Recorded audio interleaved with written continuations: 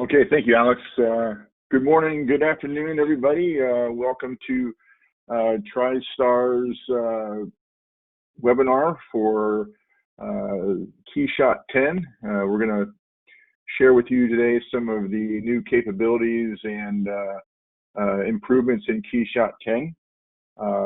Before we get started into the slideshows, I have a few slides to share with you today, but I do want to mention that during Cyber Week here, up until the end of the day tomorrow, Pacific time, we do have some upgrades and add-ons at a discount price, 20% off. So if you're interested in taking advantage of some of those discounts, please contact your TriStar sales account manager. With KeyShot 10, we're going to get into some of the animation improvements and overhaul, some of the file export capabilities that are new with KeyShot 10. There's some great new lighting features we'll talk about, and then some additional other features and improvements. My name is Shawn Schreckengost. I'm an application engineer and business development manager for TriStar, and I focus a lot on CAD products with TriStar, particularly PTC CAD products, Creo. Also do some work with Onshape, which is a new endeavor with PTC, where they're using a SaaS environment for CAD and PLM, and also support KeyShot. We've been a partner with Luxion and selling KeyShot for a couple of years now, and I've been supporting this product as well. So the first thing I want to talk about are some of the improvements in the animation. There is a new keyframe animation that allows us to control basically frames of an animation sequence, and make movements in the frames and record those, and then the animation will transition from one keyframe to the next. So that's a really neat way of creating animations, and we'll show you some demonstration in that as well. The sun and sky day arc animation, this allows you to create basically an animation of, say, the sun passing over the sky from morning until evening. And we have a little video of that, and I'll try to show you that as well in the demonstration. We can also now rotate the environment. So if your environment, your lighting environment, whatever your environment is, your HDR image, you can actually rotate that around your scene. I've been playing with that a little bit. Kind of made me dizzy. You'll probably see why if we do a demonstration of that. But that's a pretty slick tool as well. And then we also have a new camera animation to twist the camera. And so we can twist it and mirror it and things like that. So I have a few videos here embedded in this presentation. The first video is the keyframe animation. And basically, we can select on a model or models in our project and create an animation for the keyframe sequence. And basically, we just add a snapshot that includes position of the model and whatever it's translated, rotated, or what have you. And then we can play the animation that basically makes the smooth transition between each of those frames that we record. And this makes it really easy to create some pretty neat animations. The next animation improvement is the sun and sky day arc animation. And this, you have to have an environment that is a sun and sky day environment for this to work. If you try to apply that to any other environment, it'll want to convert it to the sun and sky day environment. But that gives you, I'll play that again. That gives you, kind of the sun passing over the image, and it changes the shadows, and it changes the warmth of the colors in your materials and so on. So pretty neat, especially if you're doing, architectural type renderings. There's the environment rotation, as I mentioned before, and this allows you to take your environment and rotate it around your scene or around your product. And you have full control over how to manipulate this, whether you want to go 360 or kind of back and forth and change the curve on this. And so you have, the ability to manage that rotation pretty easily.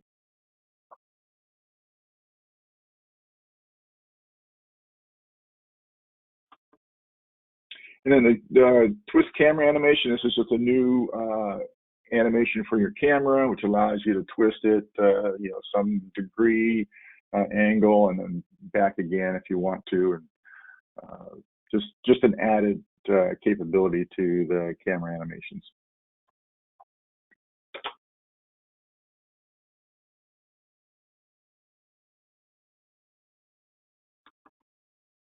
Okay, so we have some new export file types, USD and 3MF.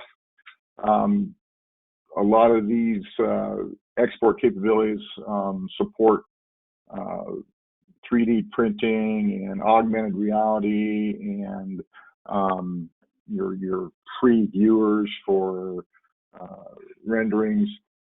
The USDZ is a read-only file format. It contains information about your mesh, your binary data, and your textures. And this is for use in augmented reality tools that you might use on your mobile phone, on your iPad or tablet, what have you. And if you've seen how this is used in the industry, you might have a rendering of a piece of furniture. It might be a refrigerator or a coffee maker.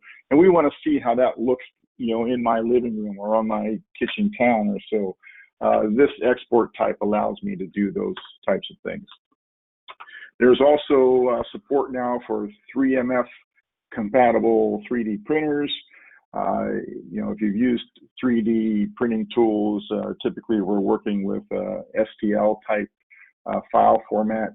This 3MF file format allows us to export the textures, the materials, the colors, and the mesh data, the metadata, even information on the interior of the model. So better support for those 3MF capable printers. And so if you have those types of printers, you can certainly benefit from this type of file format. There's some improvements in the GLB, GLFT KeyShot exports, improved UV unwrapping, baking, and full support for physically based rendering. And this is for exporting to a format for use with your free 3D viewers. And here's an example of one of those images. With the new lighting features, there's a new light manager that allows you to manage all your physical lights in one location. If you use a Shift L, you'll see this ribbon appear that gives you the ability to manage all your lights. I was actually doing some architectural renderings a few weeks ago and wish I would have had something like this, and especially the light gizmos, which allow you to in real time manipulate the lights, whether they're angle or radius and so on. And so there's 3 light gizmos that you'll see in KeyShot 10. The first one for the spotlight allows you to in real time drag the beam angle or the fall off or the radius of the light. Very, very handy for manipulating how the lights are used in your renderings. Again, I was doing some architectural renderings, and I found that once I go inside my building, I don't have any lights, so I had to create all these lights inside the building. And the only way I could manipulate them was to go back and forth and see how they would be rendered. And that took a lot of time. I wish I would have had this tool 2 weeks ago. Would have been great. Same thing for the IES lights. We can adjust the length and width of the lights. This is just a user interface. Drag the handles on the lights to adjust the lighting. And then the same thing with the point lights. We can adjust the radius just by grabbing the light and dragging the radius out. So some handy new tools for adjusting those lights. Solo mode is a new mode that allows you to work on parts individually without disrupting the hierarchy. It's real quick. You can say, I want to work on this model in my product, and I just want to isolate that basically so that I'm only seeing that, and that way I don't have to look at everything else that I've got in my scene, as I'm just working with the materials with one product or one part or one model in the scene. There's an automatic firefly removal tool. This is in the image tab and the denoise drop down. There's a firefly filter. That's just a drag handle that allows us to remove those little glare spots and things like that or show up in our renderings. And sometimes you get a lot of these depending on what your light settings are, but it allows you to remove those fireflies. It's a very handy tool. Another new tool is the flip normals.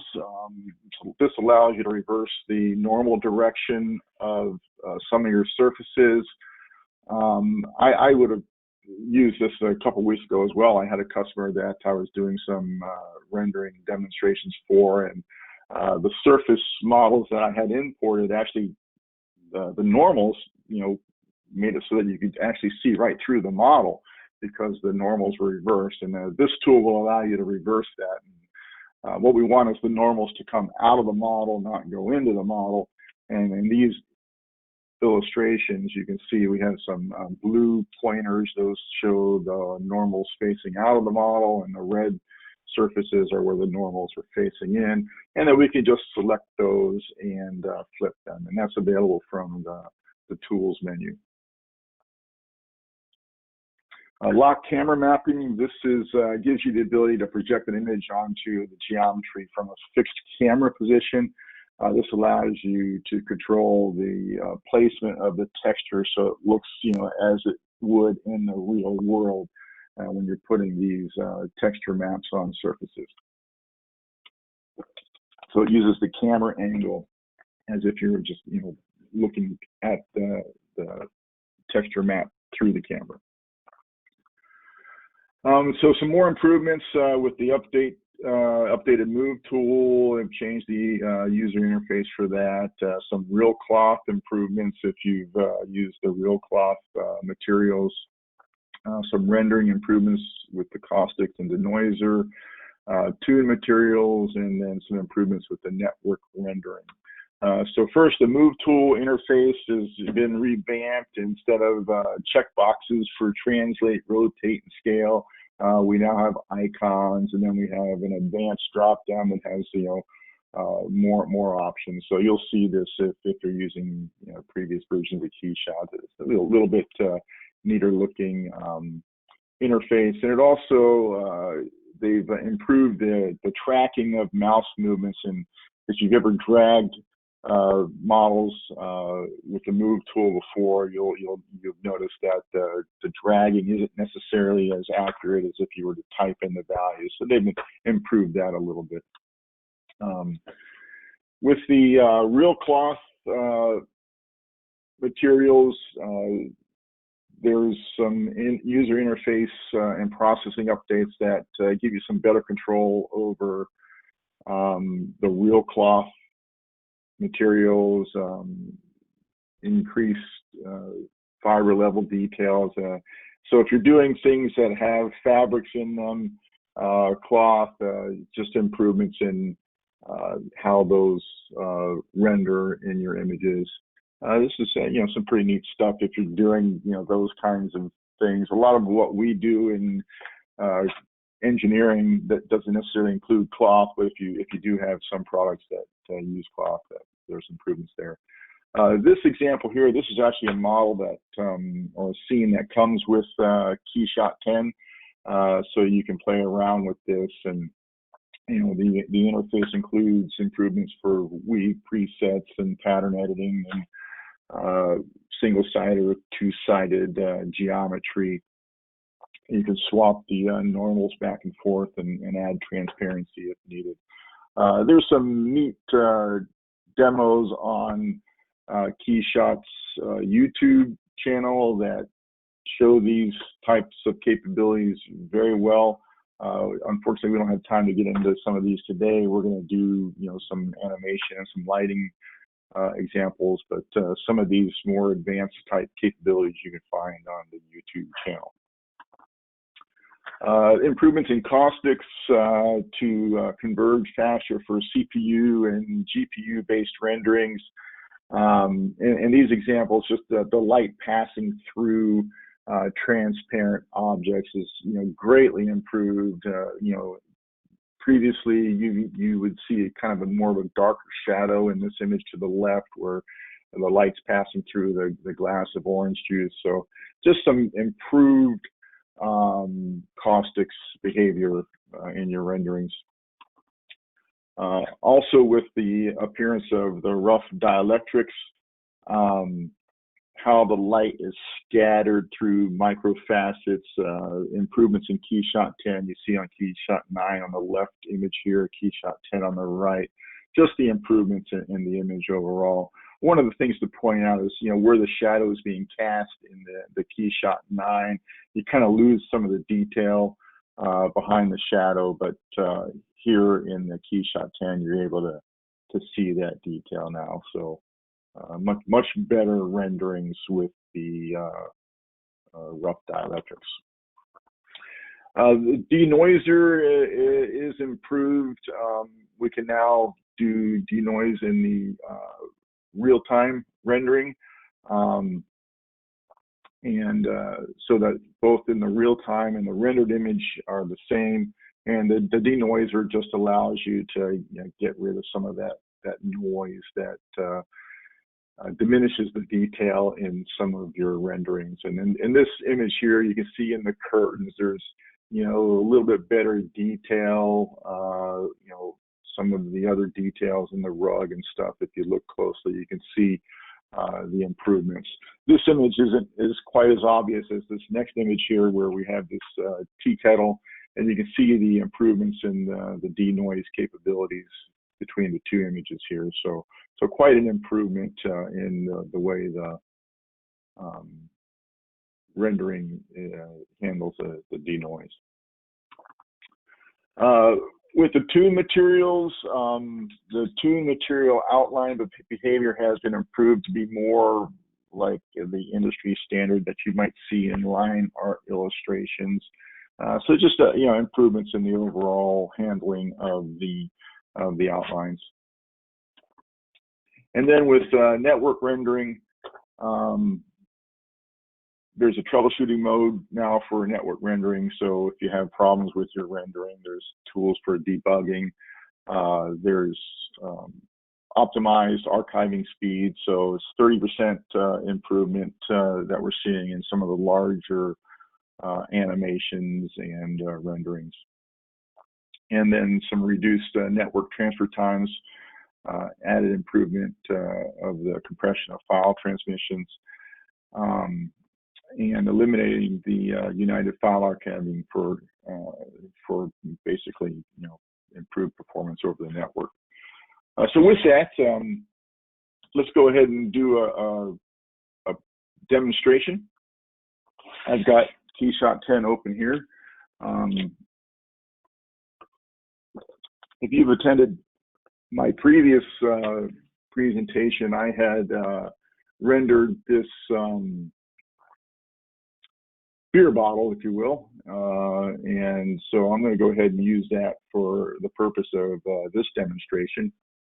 And the only thing I changed with this is I added this disc model so that I could give it some surface to reflect off of, and so I just went to models here and I brought in this disc and dropped it and resized it, and then I added a material to it.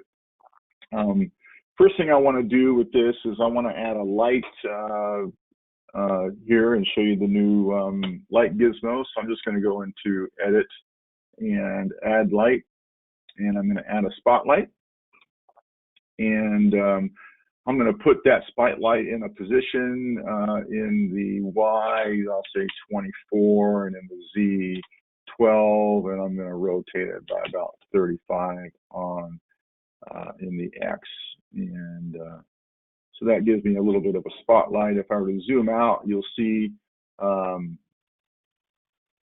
light gizmo. And so with that, that just allows me to very easily change the beam angle, the fall off, the size of the light, the radius.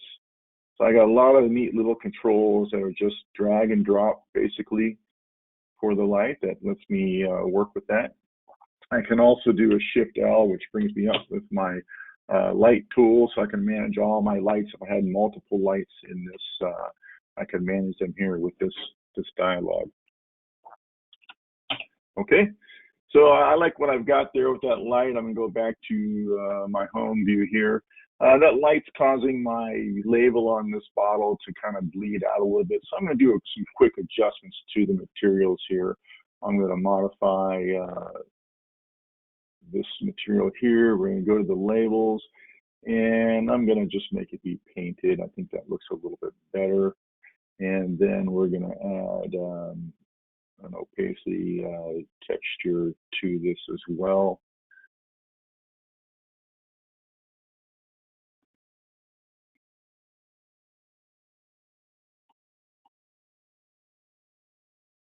I think I had one in here.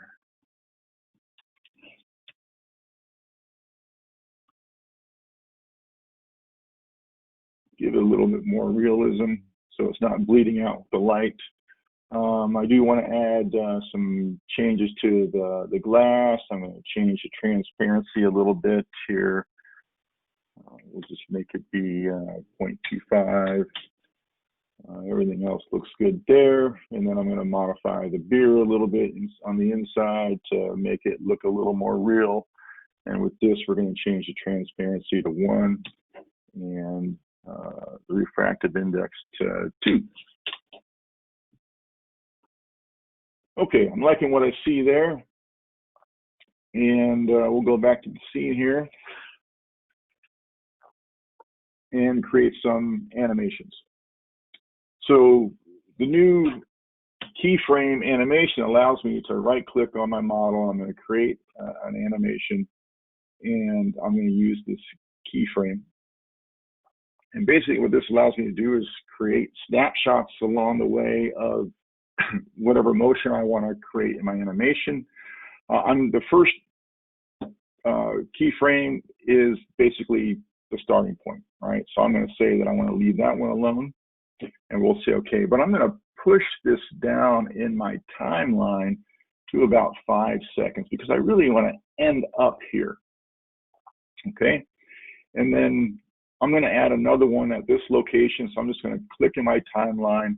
I'm going to add a keyframe, and I'm going to leave this one in the same position as well because I want to kind of get to that location, and I'm just going to sit there for a quick second. Now what I'm going to do is I'm just going to come in here and add some more keyframes, and in this case we're going to add some motion to this. I want to kind of have this bottle kind of slide in here. Whoops, I don't want to rotate. I want to slide. So I think I'll put that at about 2, and we'll say okay. I'm going to add another one right here, and we'll put that translation at about 6, and we'll say okay. We'll add another one here, and I'll put that translation at about, let's say 12. And I can always come back and change this after the fact. And then I'm going to get one more in here at the very beginning, and we'll put that at X36,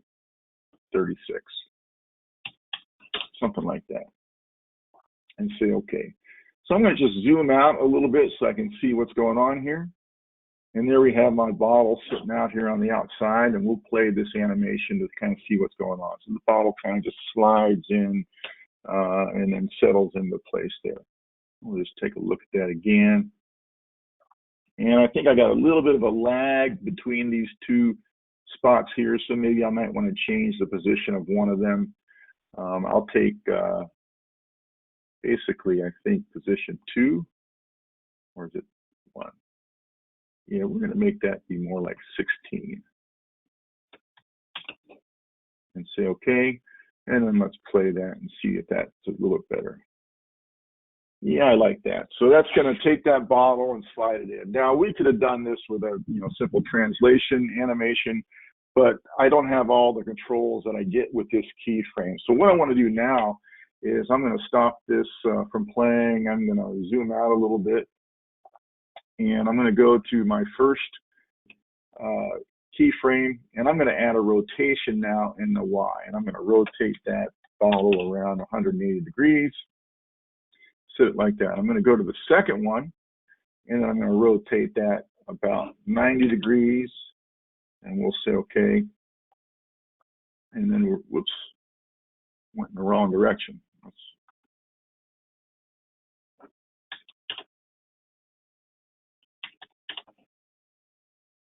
And then we'll do it again with the next location, and we'll rotate that about 45 and say OK. And so let's see what that looks like. What I should see here is my bottle not only slide into place, but be spinning as it does that. All right, looks pretty good. So the next thing I want to do is right before my bottle stops here, I want to add a little keyframe that has a rotation. I'm going to make sure it rotates around the origin here. I'm just going to move this out to the side. And I'm just going to rotate that over just a hair and snap it to the ground. And I really just want to go a little bit here, maybe 2 degrees. And what that'll give it is the appearance that it's, hitting the brakes. All right, so we'll hit that animation one more time and see what that looks like.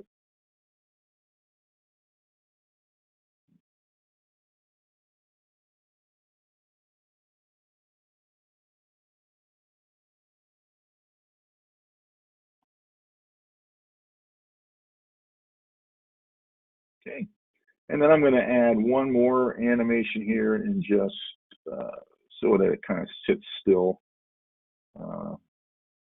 for a moment after the animation stops.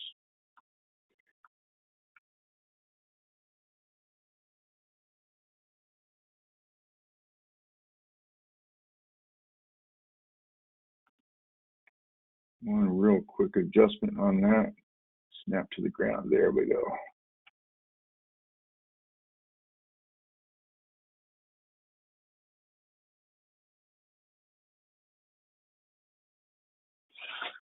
Okay, now I'd like to render this animation, but that would take quite a bit of time to render, so I'm not going to go through that on this demonstration. But this was the camera that I had created for this, so let's just take a look at how that looks in that camera angle.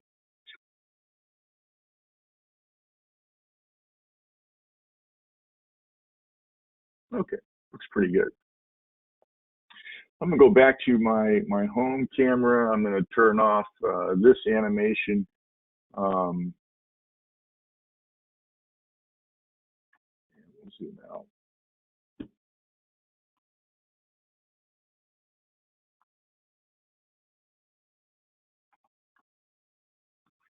And let's see here.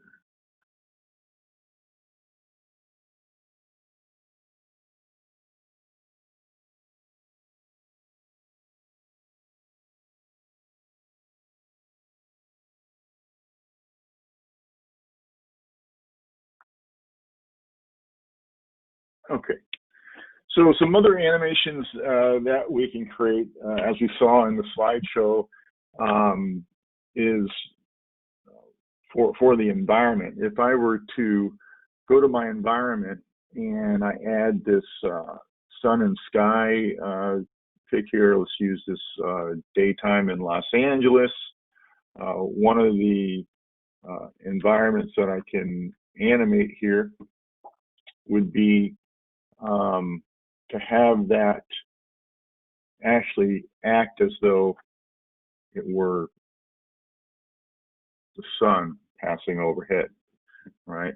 And so if we play that animation, you can kind of see what's happening there. It looks like you can see the shadow moving, and the sun is kind of passing overhead as the bottle moves into place. And sorry about the blurriness here, but it's, you know, kind of a lot going on with this rendering. And if we were to actually create the rendering of the animation, we could see a pretty clear image.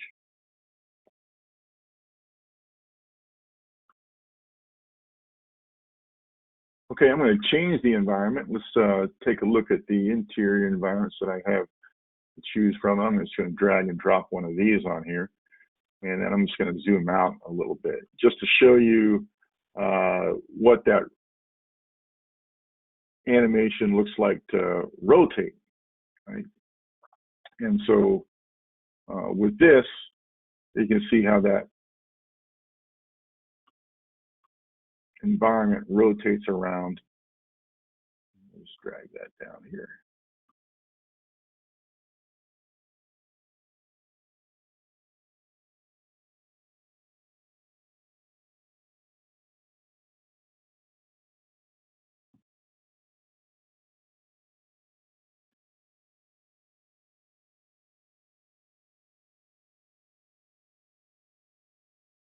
Okay, so that's what I wanted to show you today was some of the new capabilities in KeyShot 10. And at this point, I'd like to open up for some Q&A if anybody has any questions.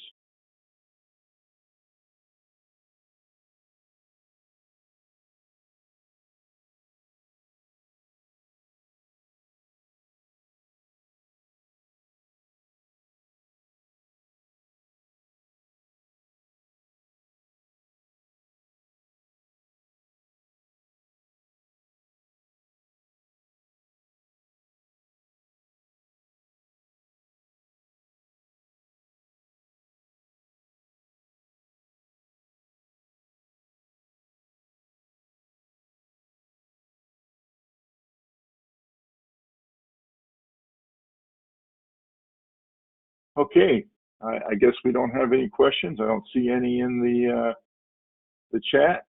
So one of the handouts that you'll see in the interface, there's a link to the comparison guide for KeyShot 10 versus KeyShot 9. And if we bring that up, we can take a look at some of the differences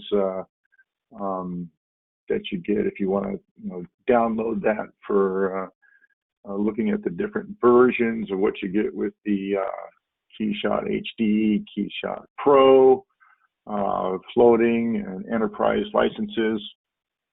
Again, if you're interested in taking advantage of some of the Cyber Week specials, those specials will be available through the end of the day tomorrow, Pacific time, 11:59. Please contact your TriStar account manager if you're interested in making those purchases. And if you'd like to schedule a custom demo for you or your team, again, reach out to your TriStar account representative, and we'd be happy to set that up.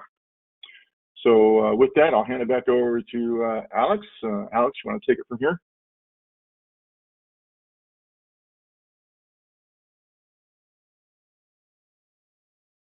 All right, yeah, that was great. And as he mentioned, you can always just visit TriStar.com, go to any of the KeyShot pages, and a form will pop up to take advantage of that offer.